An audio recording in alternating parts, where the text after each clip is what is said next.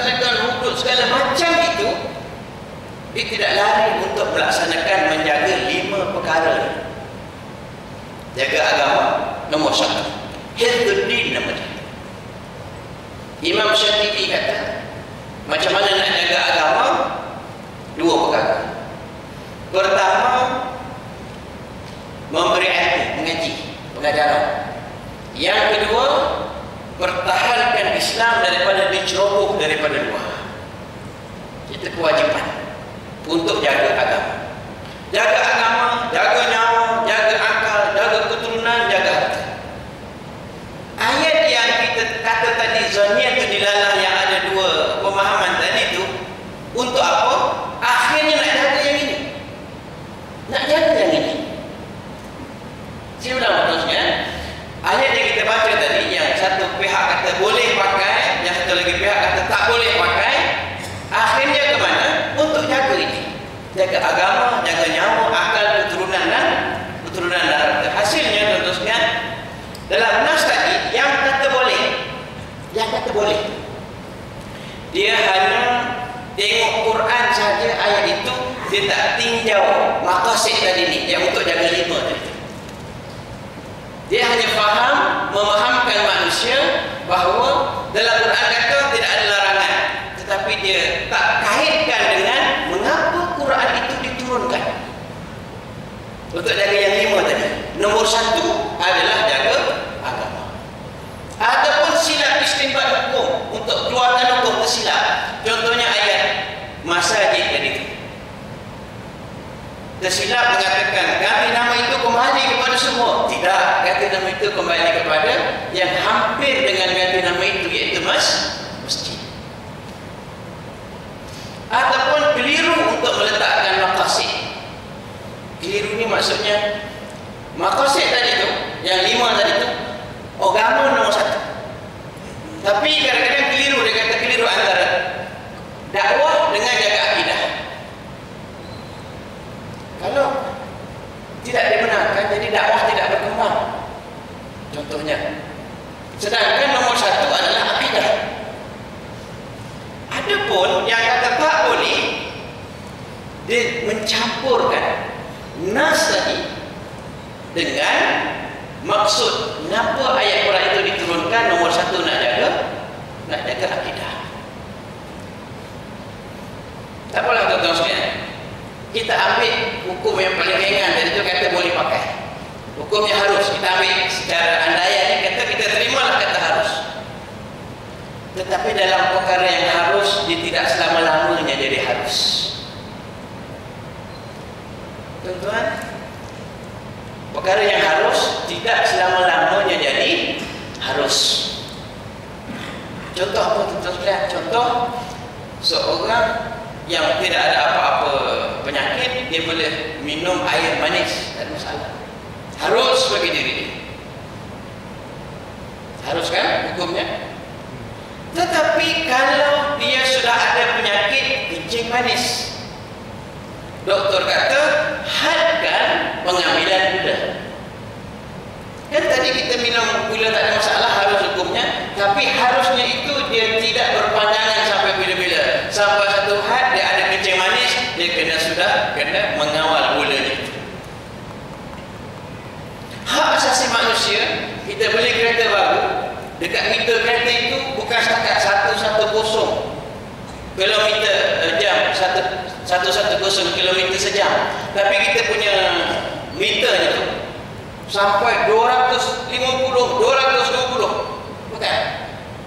Bila kereta itu kereta kita punya, lantak kita lah nak maju berapa pun, sebab itu kereta kita. Kereta kita tak ada masalah. Duit-duit kita, steering di atas tangan kita. Tetapi mengapa ada peraturan lebuhannya tidak lebih 110?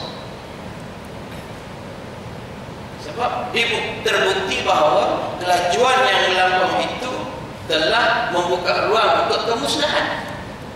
Benda itu harus kan, asal kita naik lagi tak ada masalah. Tetapi bila dia terbukti akan membawa kepada kemusnahan, maka undang-undang boleh dibuat. Kita memiliki sebilah parang, itu hak asasi kita. Tapi kalau budaya di tempat Taman Cempaka ini, kalau setiap orang kalau ada parang dia suka bunuh orang, maka polis boleh buat satu undang-undang, orang sini nak pakai parang kena daftar diri di balai polis. Asalnya harus.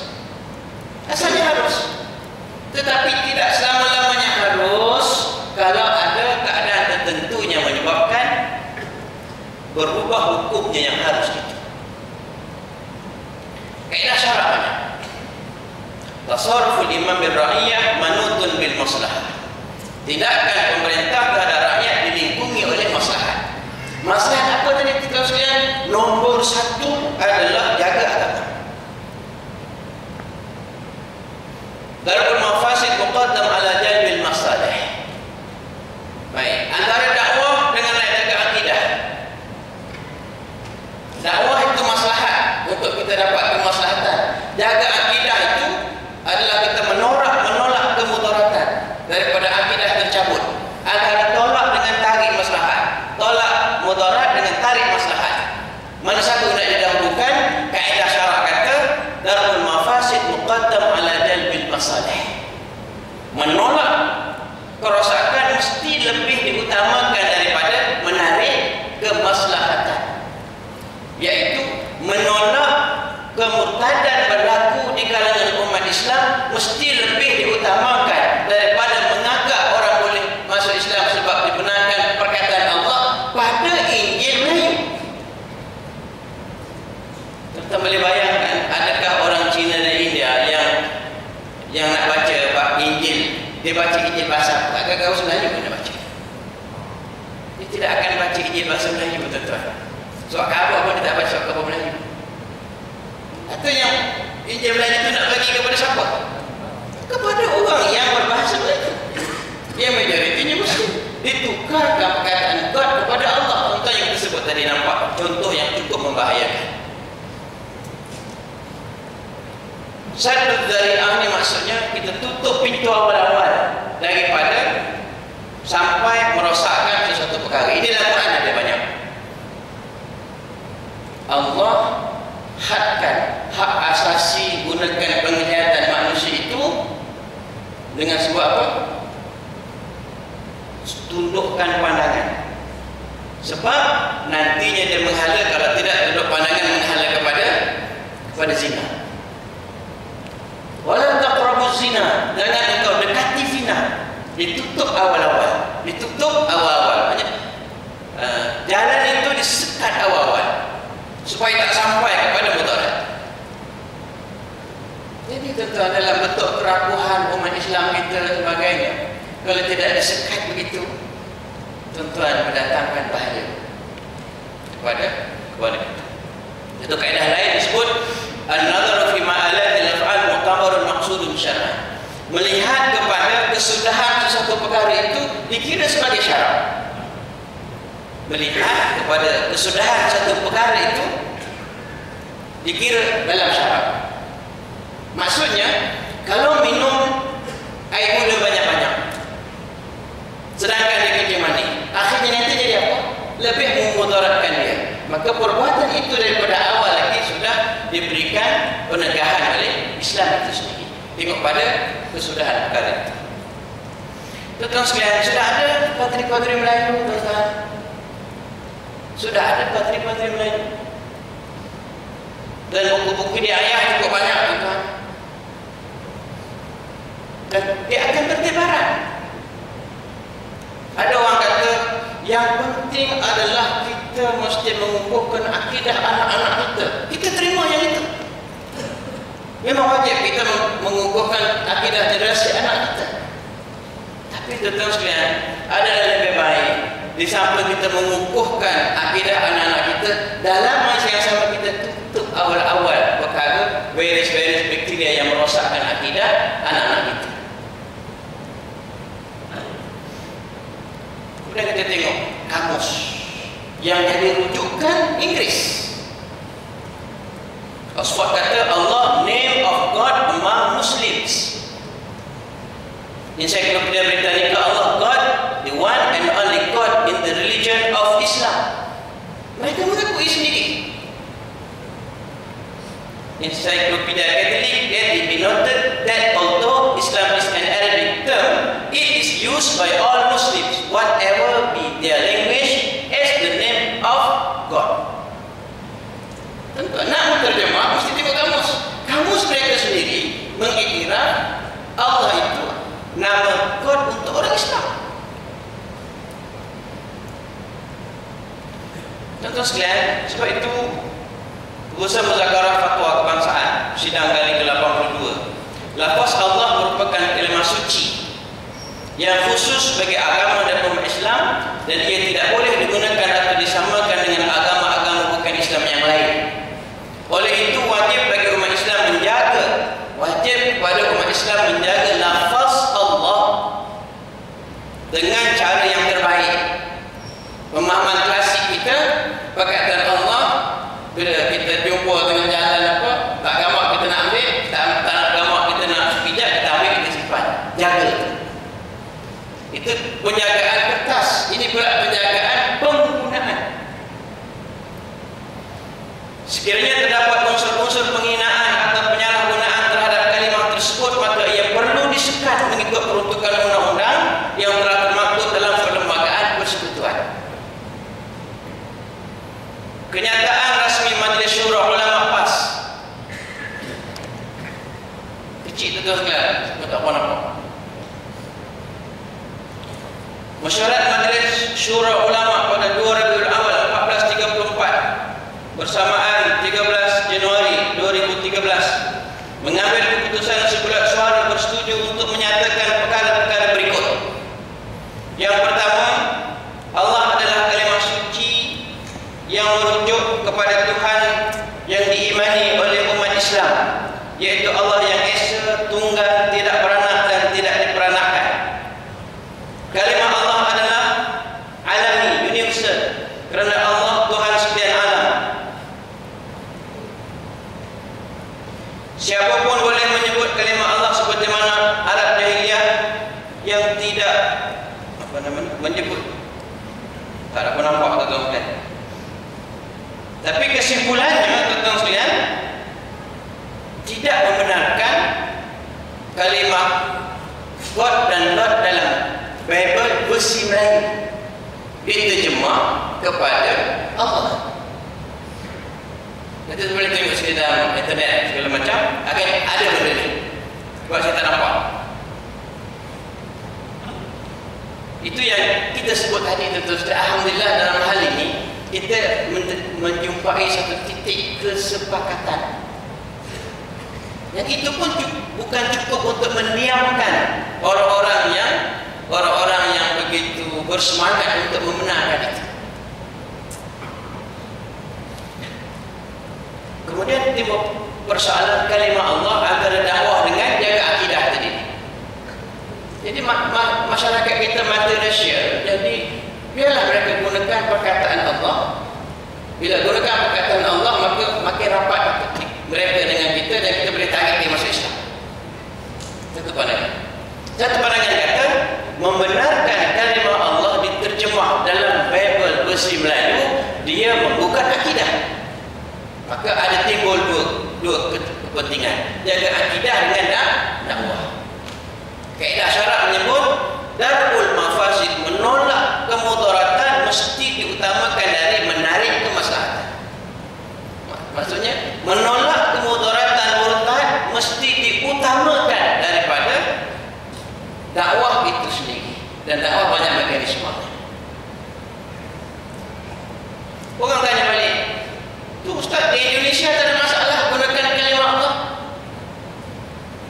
Tuan-tuan, saya tanya tuan-tuan, adakah kalimah Allah yang digunakan berleluasa di Indonesia pada Injil dan sebagainya, edaran-edaran media massa sebagainya, adakah ia memberi kebaikan untuk umat Islam atau memberikan kemudaratan? Adakah memberikan keuntungan kepada umat Islam atau membawa kemudaratan? Kita tengok sendirilah kahwin campur berlaku gitu gini. Dalam kaedah syarak, al-uruf al-fasid la yughayyiru al-haqa'iq syar'iyyah. Uruf yang fasid, keadaan yang rosak di Indonesia sana disebabkan tidak ada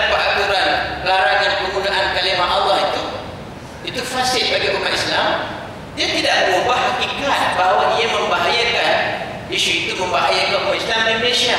Mengapa benda yang buruk untuk diekspor masuk ke negara ini? Huruf yang fasid tidak mengubah hakikat syariat. Itu kaedah syarak.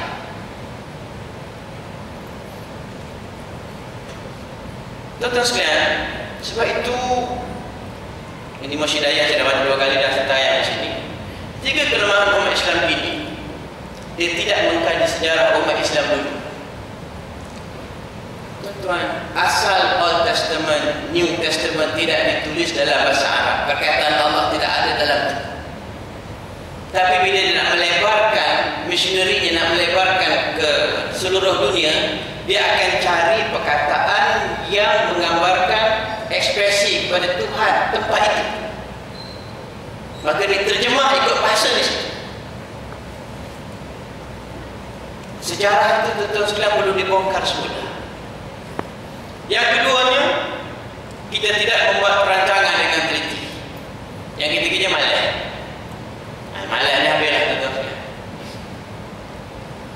Kami diberi Bible versi Melayu. Dah diedar dan sebagainya. Sebab itu tuan-tuan sekalian, isu ini, isu kita semua.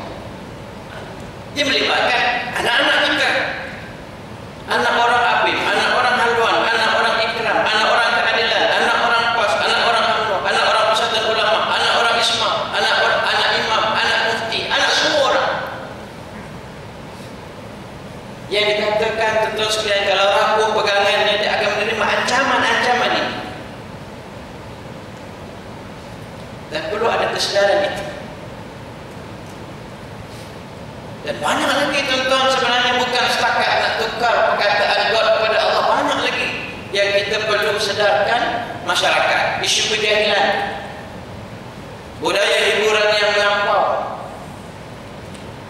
tak peduli apa yang berlaku dalam masyarakat, rasuah, pecah amanah, ucapan Duli yang maha mulia pada ke pemangku Sultan Perak tadi di Sungkai, di Terolak MRSF, dia menyebut tentang bagaimana Nabi SAW, dia ambil contoh mengenai menitik beratkan soal kepimpinan. Kepimpinan yang tidak mengenyangkan family, kepimpinan yang tidak mengenyangkan kroni, kepimpinan yang telus. Tuan-tuan sekalian, itu berlaku dalam masyarakat dan sangat menjangkiti mereka yang diberi kuasa. Siapapun nanti naik turunnya begitu akan mendapat ujian. Islam liberal, pluralisme agama, 52 tahun kita merdeka, mengakar sungguh, rasuahnya, pecah amanahnya, dan itu dan ini. Belum reda yang itu, kita sekarang pula menghadapi ruang-ruang puak-puak liberal dan pluralisme yang semakin berani bercakap dalam media, mengkocar-kacirkan pegangan akidah umat Islam. Yang ini tak habis, yang ini muncul atas nama persaingan dan atas nama hak asasi manusia. Jadi yang menjadi tersepit adalah umat Islam itu sendiri. Kristenisasi tidak pernah berhenti, tuan-tuan. Fobia hukum Islam, tidak yakin, bangga dengan Islam itu sendiri. Banyak lagi kalau kita senaraikan, kita perlu cari jalan untuk selamatkan ummah ini. Sebab itu kami menamakan kempen Selamatkan Ummah, KSU. Insya Allah dari masa ke semasa kita akan bawakan bagaimana umat perlu untuk digerakkan semula daripada tidur yang lelap.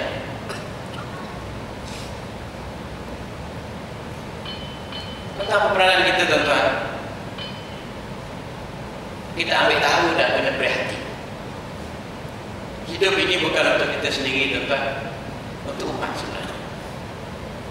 Isu perlembagaan kita kena tahu sikit-sikit, tuan-tuan, kena tahu sikit-sikit. Hapus segala ejen-ejen penyebab. Jangan layan desakan agama lain dari sudut yang sawabi. Maknanya ada perkara-perkara yang kita tak langsung.